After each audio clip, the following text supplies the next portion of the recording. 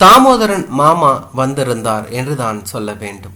காலை 6:30 மணிக்கு எங்களின் வீடு தேடி வருவது என்றால் அவர் அதிகாலை 4 மணிக்கு எழுந்து வீட்டிலிருந்து கிளம்பி இருக்க வேண்டும். மாமாவின் வீடு காட்டாங்குளத்தூர் பகுதியில் இருந்தது. மின்சார ரயில் பிடித்து பயணித்து கோடம்பாக்கத்தில் இறங்கி நகர பேருந்து பிடித்து வந்து வீடு தேடி நடந்து வந்திருக்க வேண்டும். அவரது முகத்தில் தூக்கமற்ற அசதியும் களைப்பும் படிந்திருந்தன. சோஃபாவில் கிடந்த நியூஸ் பேப்பரை எடுத்து ஒழுங்காக மடித்து வைத்துவிட்டு ஓரமாக உட்கார்ந்து கொண்டார். நந்தினி அவருக்கு காஃபி கொண்டு வந்தபோது மாமா அதை மறுத்து தலையாட்டியபடியே நான் காஃபி குடிக்கிறது இல்லை, விட்டுட்டேன் என்றார். மாமாவுக்கு அப்பாவை விட 4 வயது அதிகம். ஆனாலும் உடலில் தளர்ச்சி இல்லை. ஆள் குள்ளம், நல்ல கருப்பு, கசங்கிய வேஷ்டியை கட்டியிருந்தார். கயிறு சுற்றிய மூக்கு கண்ணாடி அவரின் சட்டை பையில் இருந்தது. தனது கையில் வைத்திருந்த மஞ்சள் பையை எடுத்து நீட்டியபடியே மாமா சொன்னார், ரமணா, இந்த கணக்கை ஒருக்கா பார்த்துடு, 1 மாசமா வச்சுக்கிட்டே இருக்க என பையில் இருந்த வெள்ளை பேப்பரையும் 40 பக்க நோட்டு ஒன்றையும் எடுத்தார். பேப்பரோடு நிறைய ரசீதிகளும் இணைக்கப்பட்டிருந்தன. இருக்கட்டும் மாமா, கணக்கு எல்லாம் எதுக்கு என்று கேட்டேன். அப்படி இல்லை, காசு கொடுத்தவன் நீ, கணக்கு ஒரு தடவை முழுசா பார்த்துடணும் என அழுத்தமாக சொன்னார் என்று தான் சொல்ல வேண்டும். இதில் போய் எப்படி மாமா கணக்கு பார்க்கறது என தயக்கத்துடன் கேட்டேன் என்று தான் சொல்ல வேண்டும். அப்படி சொல்லக்கூடாது, சாவும் ஒரு செலவு தான். உங்கள் அப்பா இறந்து போன அன்னைக்கு காலையில் என்கிட்ட 20,000 ரூபாய் கொடுத்த, அப்புறம் 3 மணிக்கு இன்னும் 30,000 ரூபாய் கொடுத்த. ஐஸ் பாக்ஸில் இருந்து மயானம் வரைக்கும் ஆன எல்லா செலவுகளையும் சேர்த்து 42,316 ரூபாய் ஆச்சு. மிச்சத்தை உங்ககிட்ட தந்துட்டேன். இதில் கணக்கு இருக்கு. நீங்கள் கூட இருந்து ஒத்தாசை செய்ததே பெரிய விஷயம். இதில் என்ன மாமா கணக்கு? அதெல்லாம் சரியாக தான் இருக்கும் என்று சொன்னேன். இல்லை ரமணா, அப்படி விடக்கூடாது. ஒவ்வொரு காசும் நீ உழைச்சி சம்பாதிச்சது. கணக்கு பார்க்கறது ஒன்றும் தப்பான விஷயம் அல்ல. உன்னை பற்றி முழுசாக புரிஞ்சுக்கணும்னா கணக்கு பார்க்கணும். அதுலேயும் சாவு கணக்கை பார்த்தாதான் உலகம் இப்போ எப்படி இருக்குன்னு தெரிஞ்சுக்க முடியும் என்று சொன்னார். அதுக்கெல்லாம் எனக்கு நேரம் இல்லை மாமா, ஆஃபீஸ் போகணும், நிறைய வேலை கிடக்கு, இயர் எண்டு வேற என்றேன். புரியுது, இதுக்கு 1/2 மணி நேரம் ஒதுக்குனா போதும். கணக்கை நானே விளக்கி சொன்னாதான் புரியும். நீ ஃப்ரீயாக இருக்க நேரம் ஃபோன் பண்ணு, வர்றேன் என்று சொன்னார். இதுக்காக நீங்கள் அலைய வேண்டாம் மாமா, கணக்கு எல்லாம் மெதுவாக பார்த்துக்கலாம் என்று அவரிடம் சொன்னேன். உங்கள் அப்பா சாவில் நான் நிறைய கற்றுக்கிட்டேன் ரமணா. ராயப்பேட்டையில் கம்மியான வாடகைக்கு ஐஸ் பாக்ஸ் கிடைச்சது. இது தெரியாமல் ஒரு கடங்காரன் என்னை ஏமாற்றி 2,000 ரூபாய் ஜாஸ்தியாக பிடுங்கிட்டான். அப்புறம் அன்னைக்கு காஃபியும் நல்லாவே இல்லை. தெரியாமல் ராயர் கடையில் சொல்லிட்டேன். அவன் லோக்கல் காஃபி தூள் போட்டிருக்கான் போல. பூச்சி மருந்தை குடிக்கிற மாதிரியே இருந்துச்சு. சாப்பு வீடு தானே, யாரு கேட்க போறான்னு நினப்பு. மெஸ்ஸில் சொல்லி இருந்தா நல்ல காஃபி கொடுத்துருப்பான். வாட்டர் கேன் வாங்கினது, மாலை, ஊதுபத்தி, பேப்பர் கப், பூ, பிளாஸ்டிக் சேர், வாடகைக்கு எடுத்தது, சாமியானா எல்லா செலவுகளும் ஜாஸ்தி. யார்கிட்டையும் பேசவே முடியலை. முன் அனுபவம் கிடையாதே. இது பரவாயில்லை. சாவு வீட்டுக்கு வர மனுஷங்களுக்கு செருப்பை எங்கே விடுறதுன்னு தெரியல. எதிர் வீட்டு முன்னாடி போட்டுட்டு ஒரே பிரச்சனை. இதெல்லாம் உங்கள் அப்பாவுக்கு பிடிக்காத விஷயம் என்று தான் சொல்ல வேண்டும். விடுங்க மாமா, அவர் என்னை திரும்ப வந்து கேட்க போறாரா என்று சொன்னார். அப்படி விடக்கூடாது ரமணா. சாவு வீட்டில் தான் நம்மளை நிறைய பேர் ஏமாத்துறாங்க. நினைச்சா ஆச்சரியமா இருக்கு. சாவை வச்சு எத்தனையோ பேர் தொழில் பண்ணுறாங்க, கை நிறைய சம்பாதிக்கிறாங்க. ஒவ்வொன்றுக்கும் காசு, எதுவும் ஓசி கிடையாது, உதவிக்கு ஆள் கிடையாது. இது ஒன்றும் நம்ம கிராமம் கிடையாது மாமா. பல்லில் பச்சை தண்ணி கூட படாமல் கூட மாட இருந்து ஓடி ஆடி உதவி செய்யறதுக்கு. அதுவும் சரிதான். முன்னாடி எல்லாம் சாவு வீடுனா தெருவே அமைதியாக இருக்கும், அழுகை சத்தம் மட்டும்தான் கேட்கும். இப்போ சாவு வீட்டுக்குள்ளே ஒரே செல்ஃபோன் பேச்சு, வம்பு, வழக்காடி. இது போதாதுன்னு நியூஸ் பேப்பரில் வந்த பாலிடிக்ஸ் பற்றி சத்தமாக அரட்டை அடிச்சுக்கிட்டு இருக்கிறாங்க. வாயை மூடிக்கிட்டு இருங்கடான்னு செவுட்டில் அறையலாம் போல இருந்துச்சு. அடக்கிட்டேன். மனுஷனுக்கு இதெல்லாம் கூடவா கற்றுக் கொடுக்கணும் என்று சொன்னார். காலம் மாறிட்டு வருதில்ல, சாவு வீடும் ஒரு சம்பிரதாயம் ஆகிருச்சு. சிட்டியில் ஒரு மனுஷன் செத்தா இவ்வளவு செலவு ஆகுன்னு இப்போதான் தெரிஞ்சுக்கிட்டேன். காசு இல்லாதவன் செத்தா நிறைய அவமானப்படணும். அதான் எனக்கு பயமா இருக்கு என்று அவர் சொன்னார். நாங்கள் இருக்கோம், பார்த்துக்கிட மாட்டோமா? இதுக்கே இப்படி சொல்றீங்க? வெளிநாட்டில் கல்லறை நிலத்தை அட்வான்ஸாக புக் பண்ணி வாங்கிக்க சொல்கிறாங்க. அதுக்கு மாத தவணை திட்டம் கூட இருக்கு. எதிர்காலத்தில் மனுஷன் பிறக்கிறதும் சாகிறதும் தான் பெரிய தொழிலாக இருக்கும் போல ரமணா. 4-5 பேர் பில் தரல, அதனால் நானே ரசீது புக்கு ஒன்று வாங்கி அதில் கையெழுத்து வாங்கிட்டேன். பரவாயில்லை தானே? நாம் என்ன ஆடிட்டிங்காக பண்ண போகிறோம்? அதெல்லாம் தேவையில்லை மாமா என்று சொன்னான். உங்கள் அப்பா 10 பைசாவுக்கு கூட டைரியில் கணக்கு எழுதுவார். ஒருத்தர்கிட்டையும் பைசா பாக்கி வச்சது இல்லை. நான் ஒருத்தந்தான் அவர் கடனை திருப்பி தராத கடன்காரன் என்று சொன்னார். அப்படி பைசா பைசாவா எழுதி கணக்கு பார்த்தா தேவையில்லாத கவலை வரும், பிபி ஏறி போயிடும். வெறும் கணக்கு 2 காசு விஷயத்தில் கவலைப்படுறது தப்பு இல்லை. உங்கள் ஜென்ரேஷனுக்கு காசோட அருமை தெரியலை. 10 ரூபா தானேன்னு நினைக்கிறீங்க. 10 ரூபாங்கிறது எவ்வளவு பெரிய பணம். எனக்கு கல்யாணம் ஆன புதுசில் ஒரு மாத வாடகையே 10 ரூபாய் தான். அது கூட இல்லாமல் எத்தனையோ நாள் அவதிப்பட்டு இருக்கேன். இன்னைக்கு ஸ்கூல் பசங்க கூட கையில் 1000 ரூபாய் நோட்டை எடுத்துக்கிட்டு கடைக்கு வர்றாங்க. 1000 ரூபாயெல்லாம் இன்னைக்கு பெரிய பணமே இல்லை. அந்த காலத்தில் 100 ரூபாய் நோட்டை நான் தொட்டு கூட பார்த்ததே கிடையாது. ஒரே ஒரு தரம் பேங்க்கில் கொடுத்தாங்க. கையில் வச்சிருக்கவே பயமாக இருந்துச்சு. இப்போ லட்ச ரூபாயே பெரிய விஷயம் இல்லை மாமா என்று சொன்னேன். அதான் பிரச்சனையே. என்னால் இந்த கணக்கை வச்சுக்கிட்டு நிம்மதியாக தூங்க முடியல. நேரம் ஒதுக்கி பார்த்துறியா என ஆதங்கமாக கேட்டார் தாமோதரன் மாமா. பார்க்கலன்னா நீங்கள் விட மாட்டீங்க போல. சரி, அடுத்த வாரம் கூப்பிடுறேன் என்று சொன்னேன். நந்தினி, பழைய துணி ஒன்று இருந்தால் கொடுமா என சத்தமாக கேட்டார் மாமா என்று தான் சொல்ல வேண்டும். எதற்கு என புரியாமல் பழைய துணி ஒன்றை நந்தினி தந்தபோது மாமா அதை வாங்கி எனது மகனின் பள்ளிக்கூட ஷூவை துடைக்க ஆரம்பித்தார் என்று தான் சொல்ல வேண்டும். ச்சே, இதை போய் நீங்கள் செஞ்சுக்கிட்டு விடுங்க, வைங்க மாமா என்றேன். சும்மா பேசிக்கிட்டு தானே இருக்க போகிறோம். அப்படியே இதை செய்யறதுல என்ன ஆகிட போகுது? ஸ்கூல் பசங்களுக்கு ஷூவை துடைச்சி பழக்கம் இல்லை. அந்த காலத்துல எல்லாம் ஷூவில் முகம் தெரியும், அப்படி துடைப்பேன். இல்லைனா எங்கள் அப்பா மணிக்கட்டிலேயே அடிப்பார் என்று சொன்னார். போது வைங்க மாமா என உரத்த குரலில் சொன்னேன் என்று தான் சொல்ல வேண்டும்.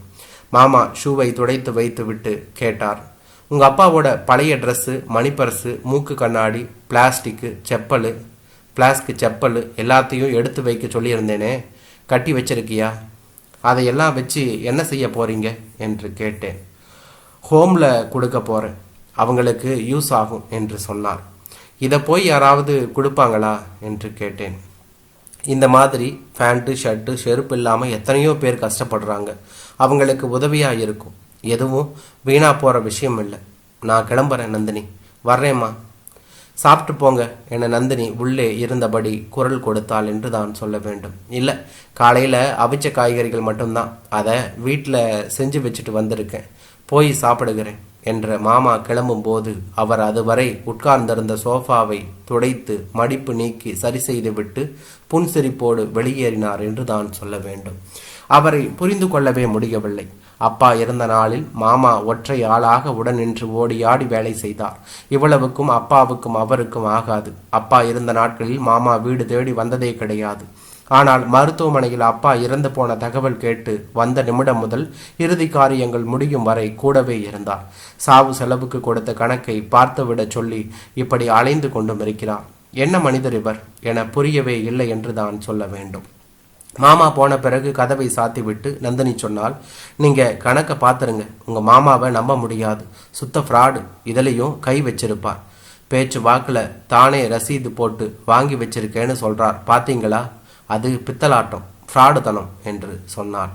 பணத்தை எடுத்துட்டு போகட்டும், யாரு இத்தனை அக்கறையாக கூடவே இருந்து கவனிப்பா? நான் மாமாவை நம்புறேன் என கோபமாக சொன்னேன் என்று தான் சொல்ல வேண்டும். நம்புங்க, நல்லா நம்புங்க. ஆனால் கட்டின பொண்டாட்டியும் பெத்த பிள்ளைங்களும் நம்பாம தானே அவரை வீட்டை விட்டு விரட்டி விட்டாங்க. ஒத்த குரங்கா தனியாக வாழ்கிறார், அதை மறந்துடாதீங்க என்றாள் நந்தினி.